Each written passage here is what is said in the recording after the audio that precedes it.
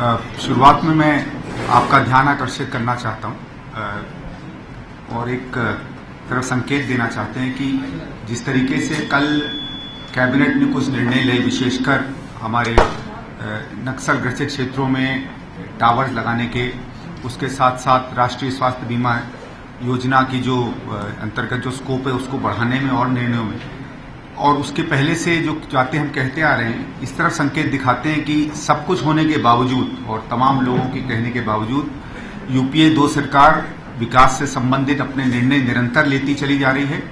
और कई ऐसे कल्याणकारी कार्य हैं जो हमने पिछले कई महीनों में और वर्षों में लिए हैं। मैं विशेष इसलिए इसको रेखांकित करना चाहता था क्योंकि कुछ ऐसे वर्ग हैं जो बार बार इस बात को दोहराते हैं कि यूपीए 2 सरकार में विकास के प्रति जो कामकाज है उसमें ढील आई है। ये जो कल के कैबिनेट के निर्णय थे और उसके पहले के कई निर्णय जो आते रहे हैं, केवल इस तरफ संकेत करते हैं कि हर चीज के बावजूद सरकार विकास के प्रति कटिबद्ध है और इस रास्ते पर अत्यंत महत्वपूर्ण काम, चाहे डेवलपमेंट कार्यक्रमों के स्कोप को बढ़ाने का हो, चाहे आर्थिक विकास में प्रगति की बात हो, एक जिम्मेदार सरकार की तरह सरकार अपना काम करती रहेगी। धन्यवाद। Questions please. देखिए, उसकी मुझे अभी जानकारी नहीं है। फूड सिक्योरिटी बिल जो है ये सरकार की प्रायोरिटीज में है, उसको किस रूप में लाते हैं इसका भी जब सरकार निर्णय करेगी हमें पता चल जाएगा। जी, कुछ आपके एलाइज हैं और कुछ पॉलिटिकल पार्टी के विरोध की वजह से आप लोग उसको डाल रहे हैं, खासतौर पे एनसीपी विरोध कर रही है। देखिए, नहीं ऐसा नहीं। देखिए, कुछ लोगों के अपने अपने मत पहले रहे थे, लेकिन बिल जब पार्लियामेंट में इंट्रोड्यूस हो गया उसके बाद जो अमेंडमेंट्स पिछली बार आए हैं वो कैबिनेट से पास होकर आए थे, आपने देखा होगा। पिछले सत्र में वो पास नहीं हो पाए, तो जो आम राय कैबिनेट की बनी जिसमें ये तमाम ऑलमोस्ट सारे के सारे दल उसके मेंबर हैं, सबकी आम राय से वो अमेंडमेंट्स तैयार हुए थे।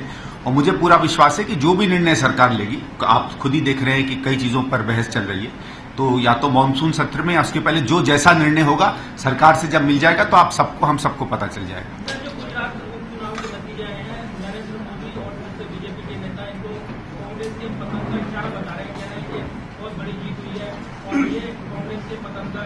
देखिए, ये गुजरात के बाई इलेक्शंस हैं और आप अगर उसको देखना चाहें तो बाकी राज्यों में भी चुनाव के नतीजे आए हैं, तो बाकी राज्यों के चुनाव के नतीजे के बारे में क्यों बीजेपी कुछ नहीं कहती। ये लोकल चुनाव होते हैं, जो बाई इलेक्शंस होते हैं उसको वैसे ही देखना चाहिए। लोकल चुनाव का महत्व लोकल ही होता है।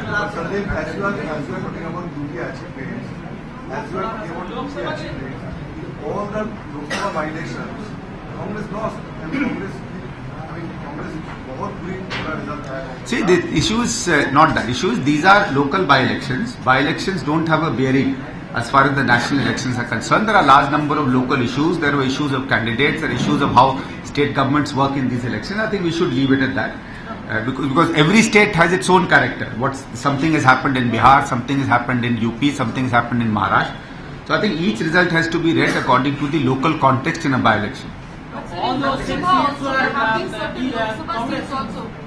All those 6 seats were Congress seats. Fair enough, but there is a by-election now. You see, by-elections mean something very different. The trends in a general election, either to a state or a national election, are very different from the issues that come up in a by-election. All of you know that, and all of us understand that. And I think the by-election results must be seen in the context of the fact that these are only by-elections.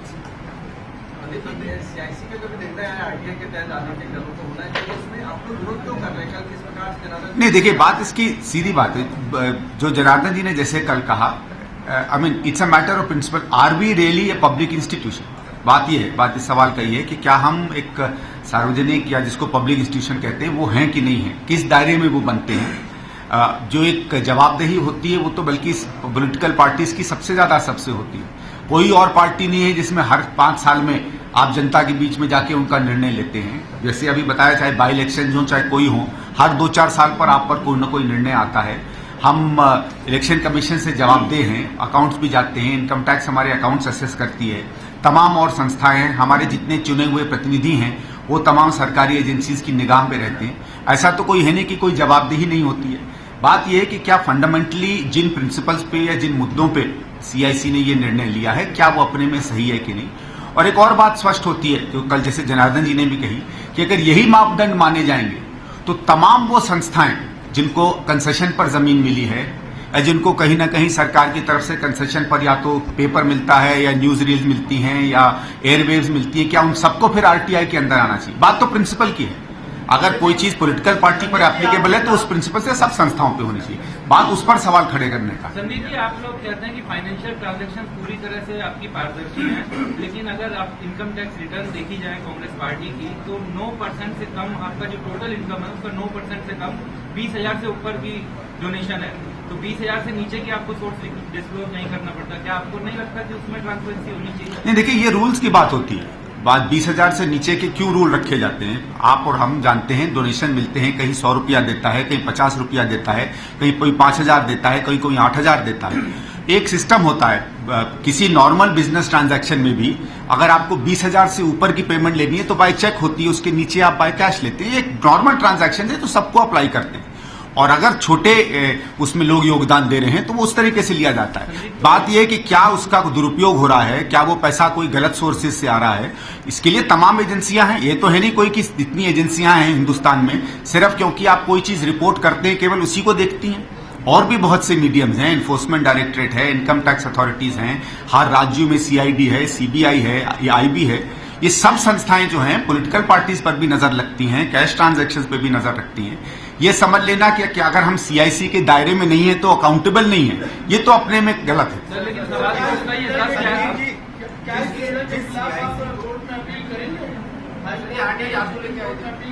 देखिए ये निर्णय तो party high command लेगी, इसके ऊपर मैं कुछ नहीं कह सकता। संदीप जी, जिस आरटीआई को आप लोग खुद लेके आए कि पब्लिक लाइफ में ट्रांसपेरेंसी हो, वो जब आप लोगों पे लागू हो रहा है तो आप लोग नहीं, बात ये नहीं है। देखिए आरटीआई का लाना अलग बात होती है, बात यह है कि उसके दायरे को हम क्या समझते हैं। कोई भी आप जब रूल या रेगुलेशन लाते हैं तो उसके पीछे एक सोच होती है कि वो किस लिए ले आया गया है। आरटीआई है पब्लिक अथॉरिटीज और सरकार की जवाबदेही बढ़ाने के लिए। हमने बार बार कहा है कि राजनीतिक दलों की तो ऐसे भी जवाबदेही होती है, हर बार आप जवाबदेही उसमें देते हैं। बात किसी को किस प्रिंसिपल पे आपने उसको एक्सटेंड किया उस पर बात होती है। जैसे मैंने कहा कि यही प्रिंसिपल एक्सटेंड करना है तो शायद ही कोई संस्था बचेगी इस देश में जो उसके दायरे में नहीं आएगी। संदीप जी, बिहार का रिजल्ट आया है, आप लोग बार बार वहाँ डायलोमा की स्थिति बनी हुई है कि आप किसके साथ जाएंगे, किसके साथ नहीं जाएंगे। आपने कहा कि वहाँ आकलन कर रहे हैं, अब तो आकलन भी हो गया, वहाँ पे चुनाव में रिजल्ट आ गया, आरजेडी जीती है, जेडीयू हारी है जिसकी सरकार की, और आप वहाँ तीसरे नंबर पे। आपको नहीं लगता कि स्थिति स्पष्ट कर देनी चाहिए? देखिए ये तो पार्टी हाईकमांड के ऊपर है, किस राज्य में हम कोई कोलिशन करेंगे नहीं करेंगे, ये हाईकमांड और राज्य का नेतृत्व तय करता है, उन पर छोड़ देना चाहिए। नीतीश कुमार का जो जादू था, जो ऑरा था, जो विकास था, क्या उसकी हार हुई? आप इस बात को एक्सेप्ट करेंगे? देखिए उनका क्या जादू था, क्या हो रहा था, इस पर तो हम पहले भी विश्वास नहीं करते थे। पिछले चुनाव में भी हम लोगों ने इस बात पर सवाल खड़े किए थे। आज जो जड़ता का निर्णय है वो स्पष्ट है अपने सामने। बाकी किससे हम अलायंस करते हैं, किससे नहीं करते हैं, स्थानीय परिस्थितियां किस चुनाव में क्या रही हैं क्या नहीं है, ये तो पार्टी हाईकमांड और बिहार का नेतृत्व तय करेगा। देखिए जो भी जीतता है उसको बधाई देते हैं, चाहे कोई भी हो, चाहे वो भारतीय जनता पार्टी हो, चाहे आरजेडी हो, जो भी जीतता है उसको वो बधाई का पात्र है, उसको बधाई देनी चाहिए। आरजेडी को बधाई दे रहे हैं, सबको देते हैं कि जो भी चुनाव जीतेगा उसको बधाई आपका देंगे। पुराना इलाका है इसलिए सवाल कर रहे हैं। There is no natural right. That is for the High Command to decide. As I said, it's for High Command and local leadership to take a step. Coalitions are always something that local leadership and the High Command decides. वो आपका supporter है RJD, इसलिए ये सवाल। देखिए supporter is different. Alliance किससे होगा आने वाले चुनाव में वो उस समय पार्टी तय करेगी, ये मैं नहीं तय कर सकता। Returning to CIC ruling, don't you think you have your party has always showcased transparency regime and RTI as your top accomplishment, right? And then your party itself is fiercely refusing to come under its ambit. Don't you think by refusing to do so, you are actually, your party is betraying double standard and... No, not at all. You see, what is RTI for? RTI is to bring in transparency in a system that perhaps was not as transparent as at that time, which was the government machine. But it should not be Political parties... your party. What has party got to do? Party is not a public institution in the strict sense of the term for which the RTI was created. And the logic is that the arguments used by the CIC are perhaps not exactly correct. And if this argument is used, then it extends to all institutions. Let me give an example. Airwaves are used by media, airwaves are used by telecom channels. The rates at which airwaves are used by telecom channels are not the rates at which airwaves are used by media channels. That means high amounts of concessional rates are given to you. Does it mean that all people using airwaves should then come under RTI? Sometimes lands are given at concessional rates to media houses. That does it mean that they should come under RTI? Sometimes industrial estates में people are given preferences. People are given preferences for putting industries in remote areas. Should they come under RTI because they are given concessions? At one time they were also given concessions on All India Radio to advertise products of small scale industries. Should they come under RTI? It's an argument that can be extended to any front. So all that I'm saying is, I think this is not something that you should react. You must look at the larger implications, because this is not just a judgment for a particular party. It's a judgment on a particular principle. And I think that is something that needs to be examined more seriously. All the political parties get IT exemption. Congress has got around 300 crores IT exemptions in last many years. Do you think Congress and other large political parties should pay income tax? Should Congress? All large number of industries get income tax exemptions, get income tax concessions. Under that, large number of industries do. You put up industries in Sikkim, you get income tax exemptions. You put up industries in Jammu Kashmir, you get income tax exemptions. In large number of areas, new industries get income tax concessions. You get concessions for the first 10 years in a particular area. You put up industry in a left-wing extremist areas, you get income tax and other concessions. Concessions are something that are given on large number of issues. Should all of them come under this priority then? So this argument just by itself is not correct. We give concessions, governments give concessions on large number of parameters. So is only giving concession the only parameter, or a larger context has to be seen? Why should a political party get a concession? Why should a political party get an IT Political parties do not exist for servicing certain individuals only. It's not a profit-making enterprise. That is why. UPA सरकार से लोगों का विश्वास उठ गया है। किन्होंने कहा? नरेंद्र मोदी ने वहाँ जीत की बात, और साफ तौर पे उन्होंने कहा कि एनसीटीसी जो सरकार करना चाहती है उसकी नीयत साफ नहीं है। देखिए, विश्वास उठ गया नहीं उठ गया वो तो हम 2014 के चुनाव में देखेंगे, क्योंकि बाकी राज्यों में तो भारतीय जनता पार्टी अपना खाता भी नहीं खोल पाई है। तो उनको बाकी, तो इसका मतलब तो यह है कि बाकी पूरे 26 सीटों को छोड़ के बाकी 527 सीटों पे तो भारतीय जनता पार्टी का अस्तित्व भी नहीं बचा होगा। तो इसको आर्गुमेंट को छोड़ दीजिए। जहां तक एनसीटीसी की बात है, बार बार हम इस बात को कह रहे हैं, एनसीटीसी इस देश के लिए आवश्यक है। उसमें अगर राज्यों को कुछ एप्रीहेंशन हैं, बार बार गृह मंत्री ने कहा है कि we will take apprehension on board, लेकिन एक तरफ तो आप कहते हैं कि हम आतंकवाद में सरकार के साथ हैं, एक बार तो आप कहते हैं कि कई बार कोऑर्डिनेशन की दिक्कत होती है, सरकार से और राज्यों के बीच में समन्वय की आवश्यकता है, और जब उस समन्वय को ठीक करने के लिए कुछ संस्थागत कदम उठाए जाते हैं तो केवल अपनी राजनीति को देखने के लिए या इस चीज को समझने के लिए कि इससे भारत सरकार का कोई हस्तक्षेप हो सकता है, स्थानीय राजनीति के लिए एनसीटीसी को नकार देना अपने में मुझे लगता नहीं है सही बात है। ये इन सबकी डबल स्पीक है। मुझे लगता है एनसीटीसी में सारे मुख्यमंत्रियों को सामने आके राष्ट्रहित में कदम लेना चाहिए, लेकिन अगर तमाम मुख्यमंत्री केवल इसमें पॉलिटिक्स देखेंगे तो ना एनसीटीसी रियलिटी बन पाएगी, ना जिस तरह का समन्वय और सामंजस्य तमाम संस्थाओं के बीच में होना चाहिए वो भी कभी सार्थक हो पाएगा।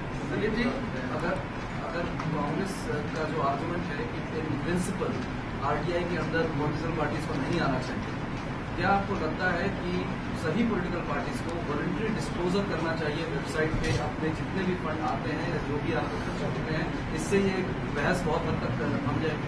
देखिए, कर सकते हैं, ये तो पार्टी हाईकमांड को औरों को तय करने की बात है। जहां तक ऑलरेडी इनकम टैक्स में डिक्लेरेशन जाते हैं तो वो तो है ही, और जहां तक वॉलंटरी डिस्क्लोजर्स की बात है, ये एक चीज है जो पार्टी हाईकमांड तमाम अलग अलग पार्टियों के हैं, उनको निर्णय देखना चाहिए।